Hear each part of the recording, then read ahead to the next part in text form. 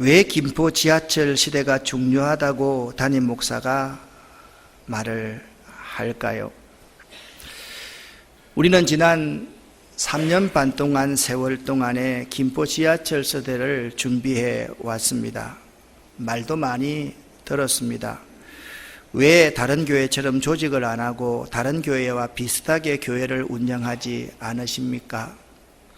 어떤 분들은 주보를 가지고 와서 왜 주보 앞에 장로님들의 이름이 기록되어 있지 않습니까?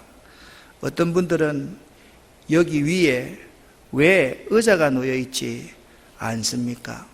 어떤 분은 왜 기도를 집사들이 돌아가면서 하고 청년들도 기도를 합니까? 이런 질문을 많이 해왔습니다. 그러나 그러한 의문을 마음속에 깊이 새기면서 왜 우리가 이 시대를 준비해 왔는지에 대해서 여러분과 제가 함께 고민했으면 좋겠습니다. 지하철 시대가 시작되면 교회가 성장되니까 성장하기 위해서 이 지하철 시대가 중요하다라고 생각할까요? 교회가 좋은 일, 의미 있는 일을 하려면 성장도 하고 재정도 든든해야 하니까 지하철 시대가 중요한 걸까요? 김포 지하철 가운데 우리 운양 지하철역이 가장 중심에 있는 역이기 때문에 많은 사람이 모일 거니까 이 지하철 시대가 중요한 걸까요? 아닙니다. 결코 아닙니다. 무엇 때문에 지하철 시대가 중요하냐? 예수님의 지상 명령을 위해서 매우 중요합니다. 너희는 가서 모든 족속으로 제자를 삼아라. 아버지와 아들과 성령의 이름으로 세례를 주라. 내가 너희에게 분부한 모든 것을 가르쳐 지키게 하라. 예수님의 지상 명령을 위해서 김포 지하철 시대, 이 시대가 매우 중요합니다. 이 시대에 우리 교회는 올바르고 분명한 기준을 제시해야만 합니다. 패역한 시대를 살고 있었던 사람들이 있었습니다. 지금 우리들도 이 패역한 시대를 살아가고 있습니다. 그 패역한 시대를 살아가면서 그 시대에, 패역한 시대에 살고 있었던 사람들의 이야기를 여러분과 하려고 합니다. 남조 유다의 히스기야 왕, 므낫세 왕, 그리고 요시야 왕, 이 세 사람에 대해서 여러분에게 설명을 하려고 합니다. 북왕국 이스라엘이 주전 722년에 아수르의 살마네셀에게 멸망을 당합니다. 아수르의 살마네셀이 북왕국의 마지막 왕 호세아 왕을 무너뜨리고 북왕국을 완전히 점령해 버렸습니다. 아수르는 그 위세를 몰아서 남왕국 유다의 예루살렘까지 침공해 왔습니다. 예루살렘을 포위했습니다. 그때의 왕이 히스기야 왕이었습니다. 남왕국 유다의 군사력으로 아수르를 이긴다는 것은 거의 0%에 가까운 정도였습니다. 도무지 이길 수가 없었습니다. 그때 아수르의 전술과 전략은 이랬습니다. 이간책을 쓰는 것이었습니다. 백성들의 마음이 나누어지기를 바랬습니다. 왕과 백성들이 서로 이간책을 쓰는 것이었습니다. 그래서 하나님의 이름을 아수르가 모욕을 하였습니다. 그 편지를 히스기야 왕에게 가져왔습니다. 하나님을 모욕하는 편지였습니다. 히스기야는 이 편지를 들고 하나님의 전에 올라갑니다. 하나님 앞에 간절히 하나님의 이름이 모욕받는 것에 대해서 간절하게 기도를 합니다. 그런데 다음 날 일어나 보니까 하나님의 군사가 아수르의 군사들을 다 물리친 것입니다. 할렐루야.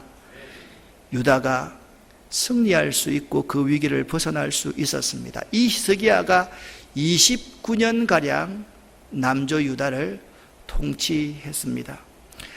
역사 이래로 히스기야 시대만큼 믿음이 융성하고 하나님을 잘 섬기는 시대가 없었다라고 할 정도로 꽃을 피우는 순간 히스기야는 29년 정도의 통치를 하고 숨을 다하게 됩니다. 그의 아들 므낫세가 통치를 하게 됩니다.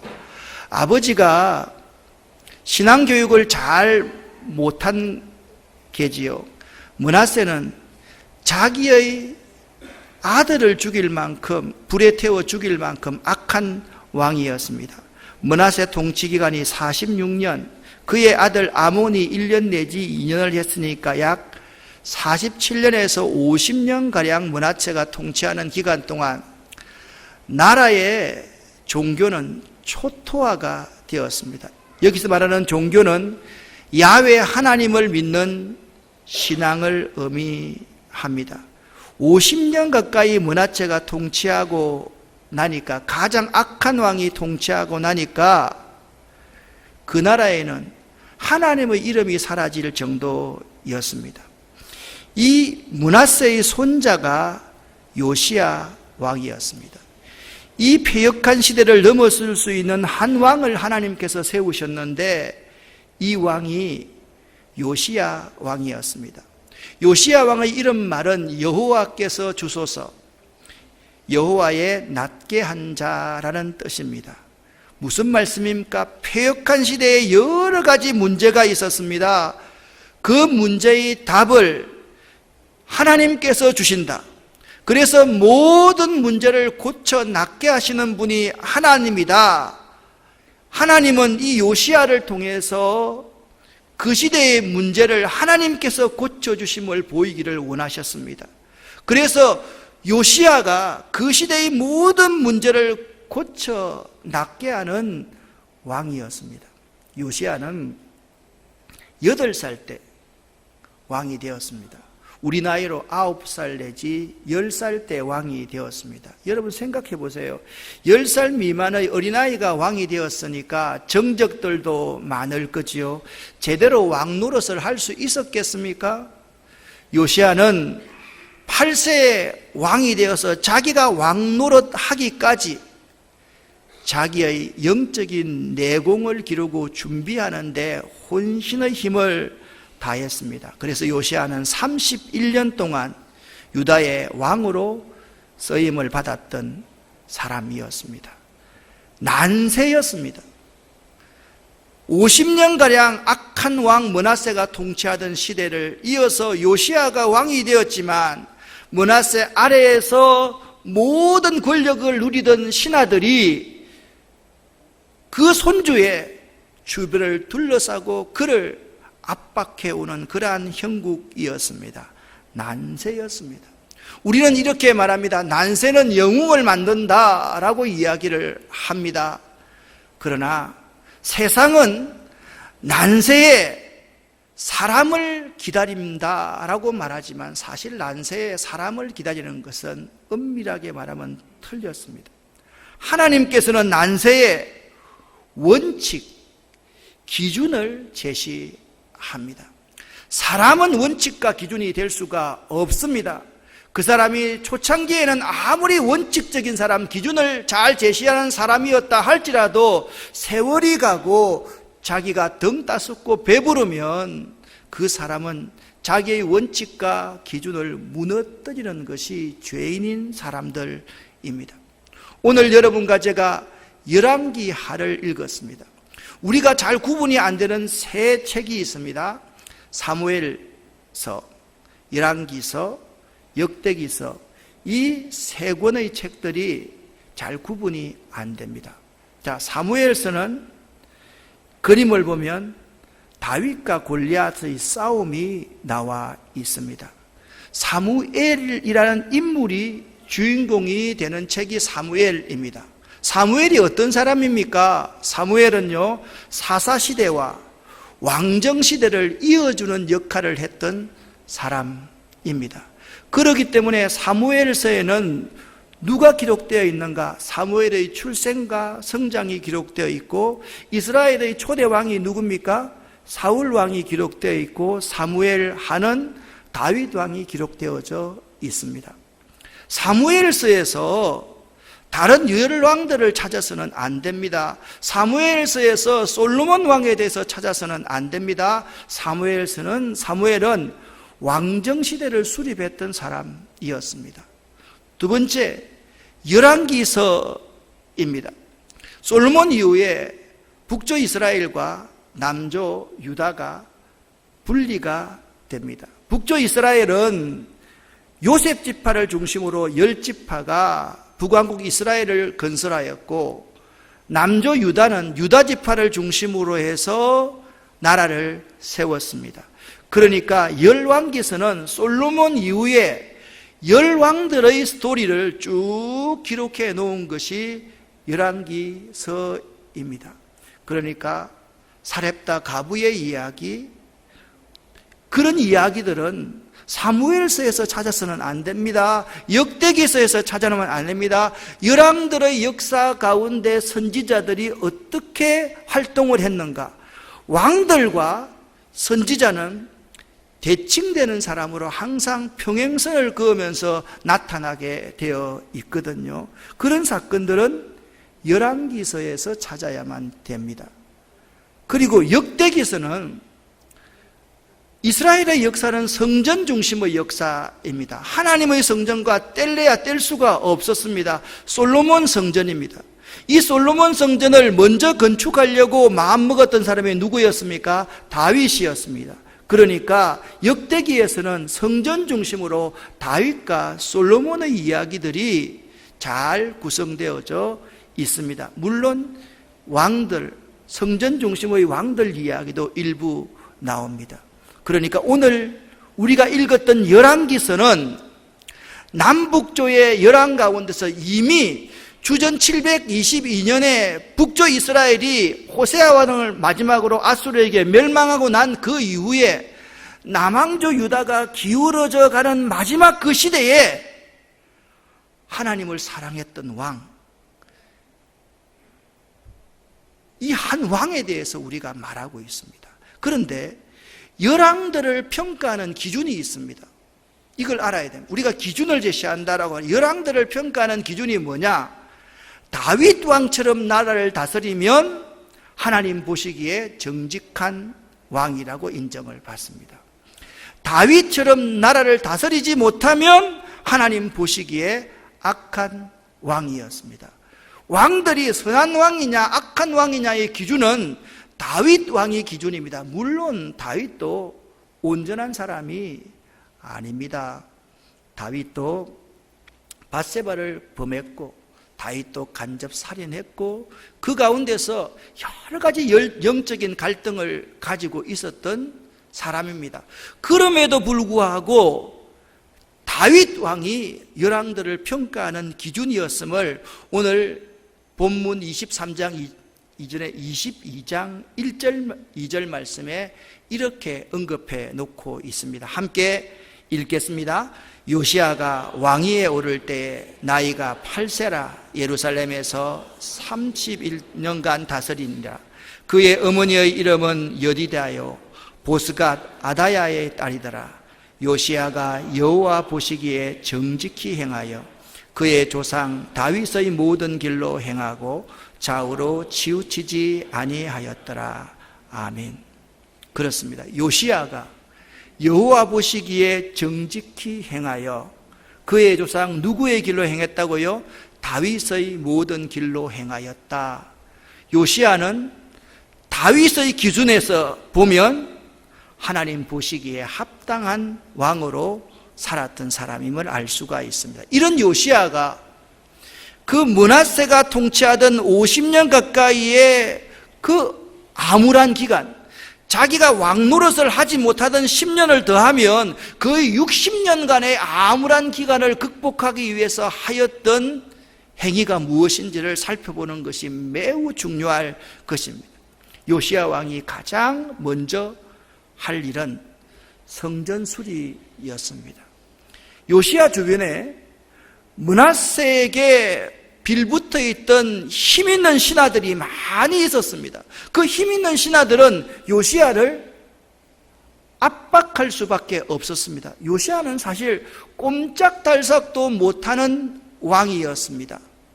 그런데 요시야 왕이 성전을 수리한다는 것은 그들의 관심 밖의 일이었습니다. 그들에게 아무런 제재도 받지 않는 일이었습니다.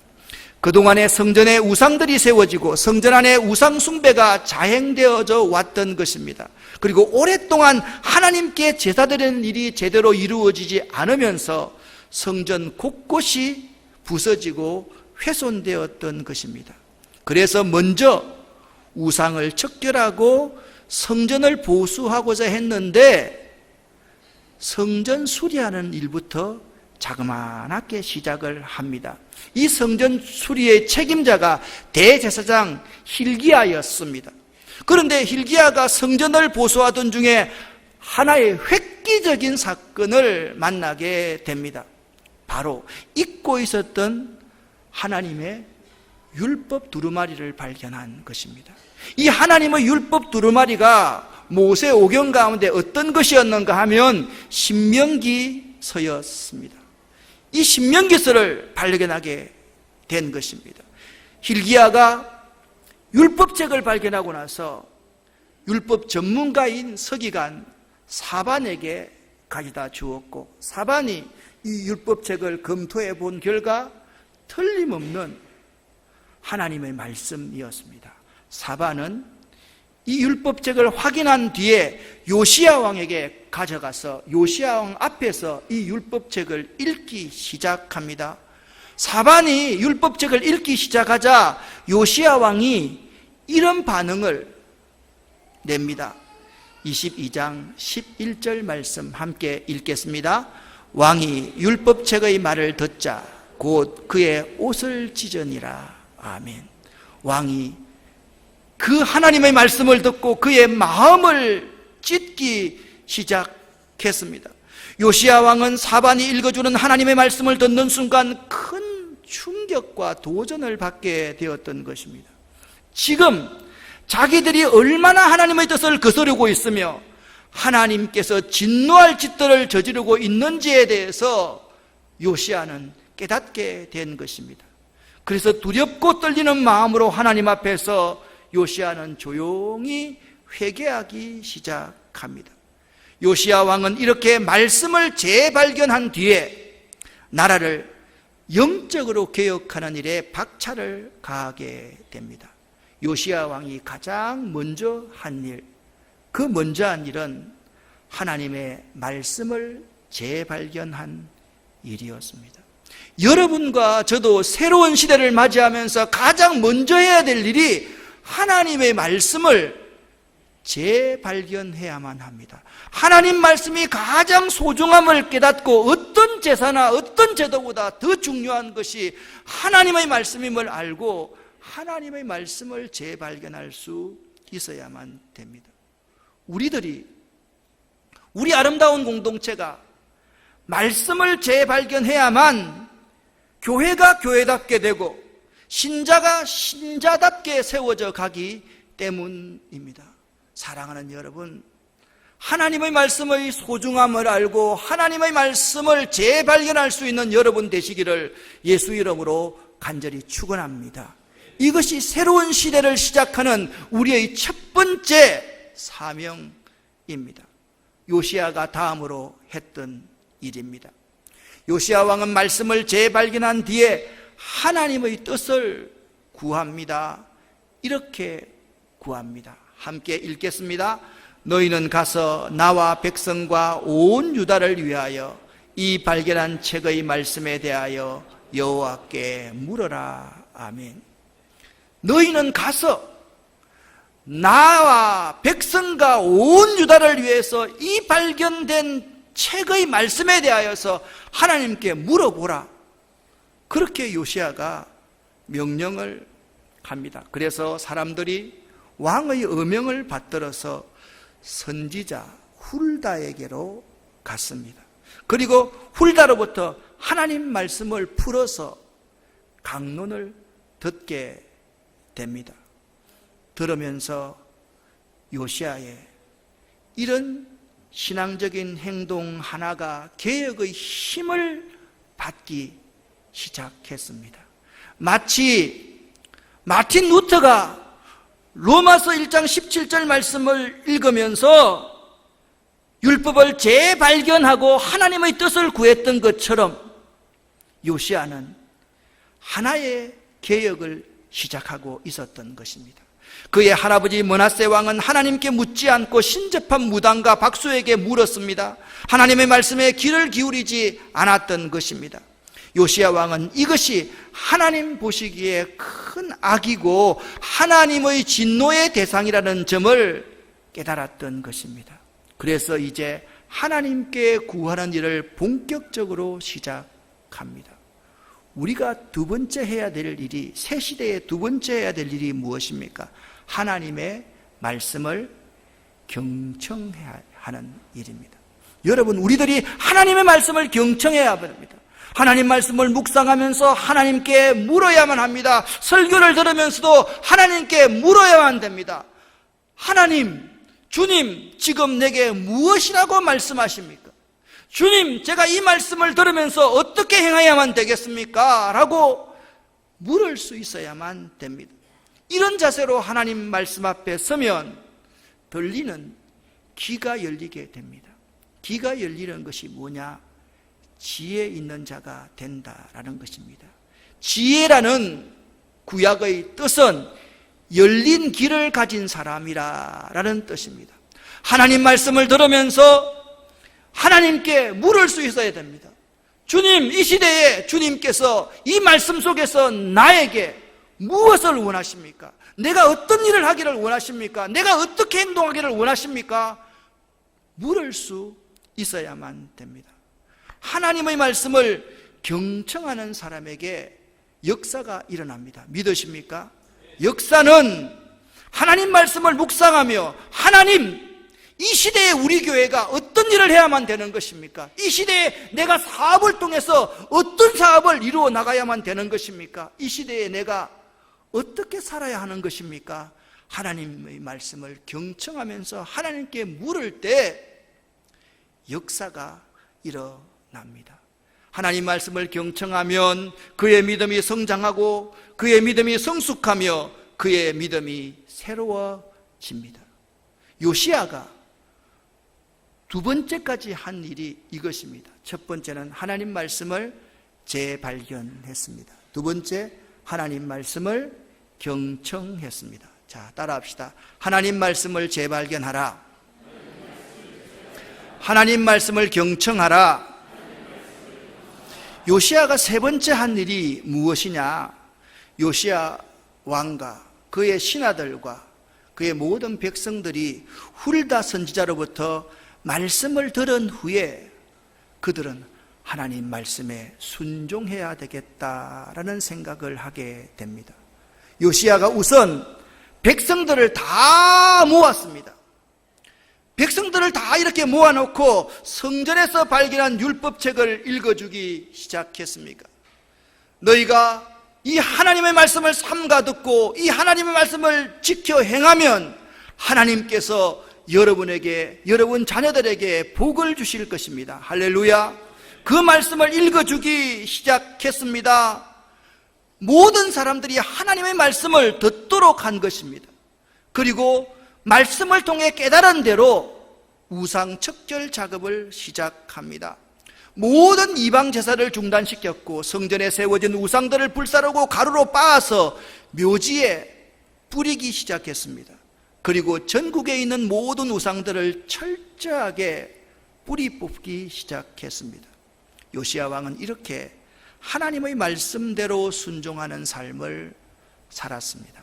서서히 남한국 유다는 말씀이 중심이 되는 나라로 바꾸어지기 시작했습니다. 하나님의 말씀이 살아 역사하는 나라로 변화되기 시작한 것입니다. 나라가 완전히 새로워지게 된 것입니다.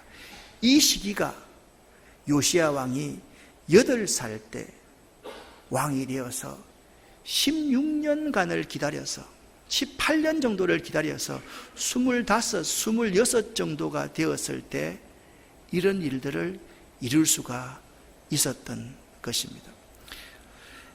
열왕기하 23장 21절부터 23절까지의 말씀을 함께 읽어 보겠습니다. 왕이 뭇백성에게 명령하여 이르되 이 언약책에 기록된 대로 너희의 하나님 여호와를 위하여 유월절을 지키라 하매 사사가 이스라엘을 다스리던 시대부터 이스라엘 여러 왕의 시대와 유다 여러 왕의 시대에 이렇게 유월절을 지킨 일이 없었더니 요시야 왕 18째 해에 예루살렘에서 여호와 앞에 이 유월절을 지켰더라. 아멘. 하나님 말씀을 읽으니까요, 자기들이 무엇을 잘못하고 있는가를 알게 되었습니다.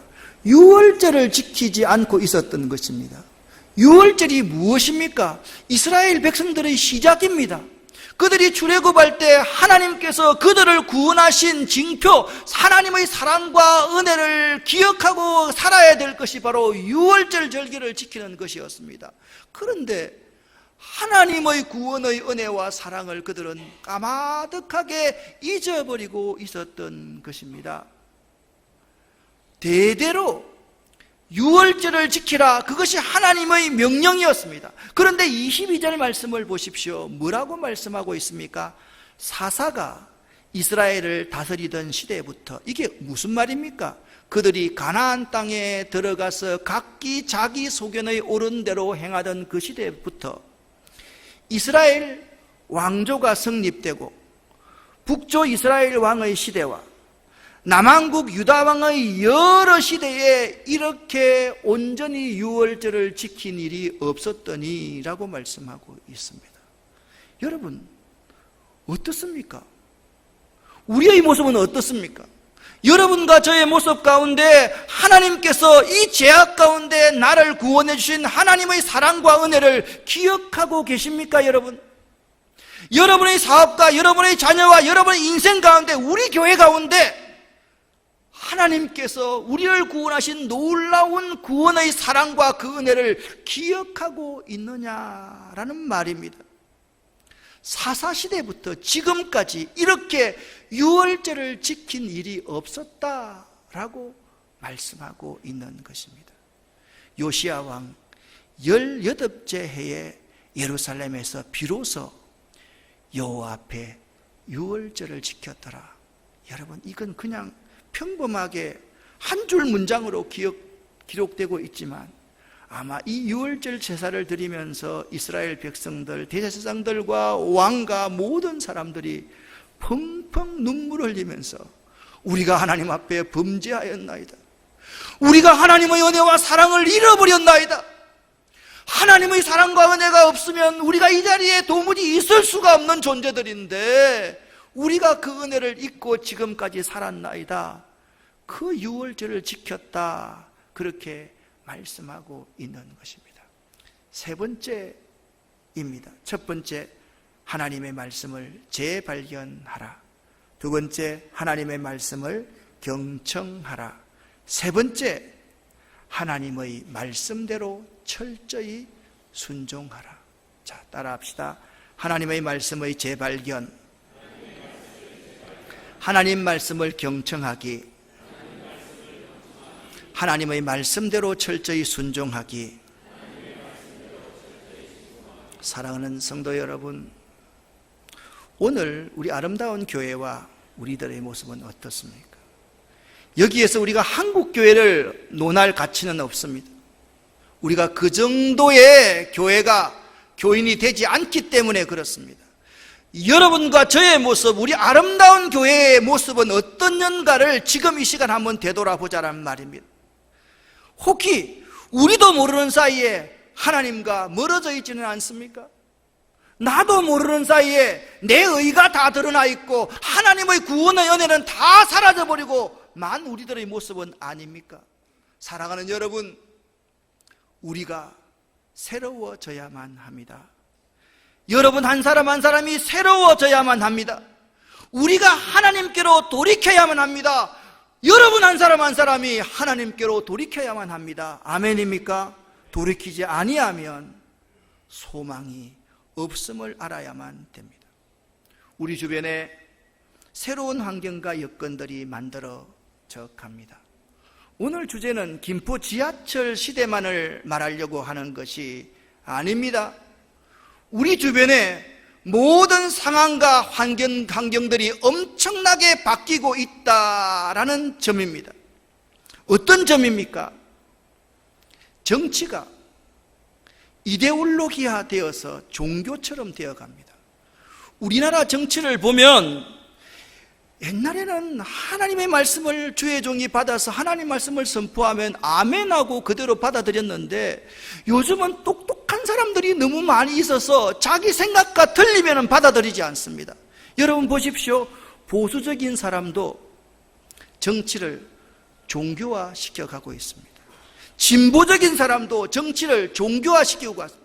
자기 진영에서 오르면 이쪽은 무조건 틀렸다라고 말을 하는 것입니다. 이 진영 논리를 가지고 서로 상대를 증오하게 만듭니다. 그런데 교묘하게 우리 그리스도인들이 그 속에 빨려 들어가 가지고 이 하나님의 말씀은 없고 하나님 말씀의 정신은 사라지고 상대를 미워하고 증오하고 그들이 계속 싸우라고 죽이라고 진영 논리 가운데서 우리를 선동하면 우리가 다 따라가 버리고 있다라는 사실이 우리의 현실입니다. 여러분 그렇지 않습니까? 그런데 말입니다, 더 안타까운 것이 있습니다. 이러한 현상이 교회 안에도 교인들 가운데도 고스란히 그대로 침투해 있습니다. 조그마한 문제만 있으면 어떤 사람이든지 세상 법정에 고소를 합니다. 재판관들이 제일 싫어하는 첫 번째 재판건이 교회 재판이라는 거 알고 있으십니까, 여러분? 서로가 불신을 합니다. 불신을 조장합니다. 자신만을 생각합니다. 자신의 입장만을 주장합니다. 더불어 함께 살아야 한다는 의식이 메말라 버렸습니다. 공동체의 덕을 생각하는 것이 메말라 버려 갑니다. 이러한 현실이 바로 우리의 현실인 것입니다. 사랑하는 여러분, 이 새로운 시대에, 이 시대 상황에 우리들은 어떻게 해야 할까요? 하나님의 말씀을 캐논이라고 이렇게 말합니다. 캐논이라는 말은 척도, 자라는 말입니다. 기준이라는 말입니다. 원칙이라는 말입니다. 이 혼돈된 상황 가운데, 이 폐역한 상황 가운데서 우리들은 우리 한국 교회와 우리 교회와 여러분 한 사람 한 사람들이 올바르고 분명한 기준을 제시해야만 합니다. 올바르고 분명한 기준이 무엇이겠습니까? 예수 그리스도입니다. 우리가 체험한 복음입니다. 하나님의 말씀입니다. 여러분 너무 평이합니까? 너무 진부합니까? 너무 듣던 말입니까? 그렇지 않습니다. 예수 그리스도만큼 올바르고 분명한 기준을 제시하는 분이 어디 있습니까? 예수 그리스도만이 죽어가는 그들에게 굿뉴스가 된 분이 어디 있습니까?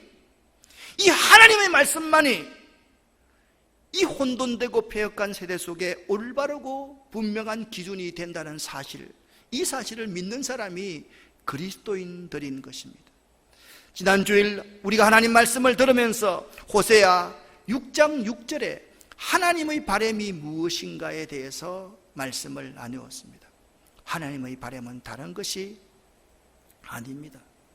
내가 바라는 것은 진실한 사랑이며 내가 바라는 것은 나 하나님을 아는 지식이다. 하나님께서 그렇게 말씀하셨습니다. 여러분과 저에게, 여러분과 저의 말과 행동에 진실된 사랑이 있는지를 한번 생각해 보자라는 것입니다. 여러분과 저의 종교적인 행위에 하나님을 제대로 아는 지식이 있느냐?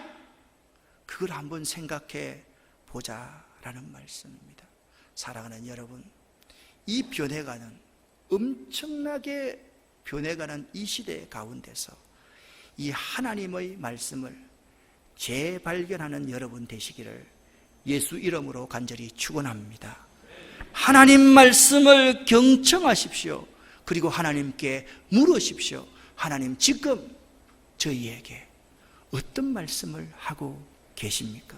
제가 어떻게 행동해야 되겠습니까? 어떻게 말해야만 되겠습니까? 하나님 말씀을 경청하면서 묵상하면서 하나님께 끊임없이 물을 수 있어야만 됩니다. 그리고 하나님 말씀이면 철저하게 순종해야만 합니다. 그것을, 그 복음을, 그 예수 그리스도를 전할 수 있는 여러분과 제가 되어야만 합니다. 새로운 시대에 우리가 세워야 될 것 하나입니다. 하나님의 말씀입니다. 하나님 말씀을 매 순간순간 재발견할 수 있는 여러분 되시기를 축원합니다. 하나님 말씀을 경청하십시오. 그리고 하나님 말씀에만 순종하십시오. 우리가 전해야 될 것은 우리 아름다운 교회 하는 일 전하는 거 아닙니다. 여기에 수많은 모순이 있습니다. 누구를 전하는 겁니까? 말씀이 육신이 되어서 우리 가운데 임하시는 예수 그리스도, 그 예수 그리스도를 전하기 위해서 새로운 시대를 시작하고 새로운 시대를 맞이해야 됨을 꼭 기억할 수 있기를 예수 이름으로 간절히 부탁을 드립니다. 기도하겠습니다. 살아계신 하나님 아버지여, 올바르고 분명한 기준을 이 패역한 시대 가운데 새롭게 새 역사가 열리는 이 시대 가운데 모든 것을 이데올로기화시키고 있는 이 시대 가운데 저희들이 분명하게 제시할 수 있도록 도와주시옵소서. 우리들 정신 차릴 수 있도록 도와주시옵소서. 우리들 물질 우상에 빠지지 말게 하시고 우리들 양의 우상에 빠지지 않도록 도와주시고 우리들 세상 축복의 환상에 유혹되지 않도록 도와주시옵소서. 예수 그리스도 이름으로 축복하옵고 간절히 기도 올립니다. 아멘.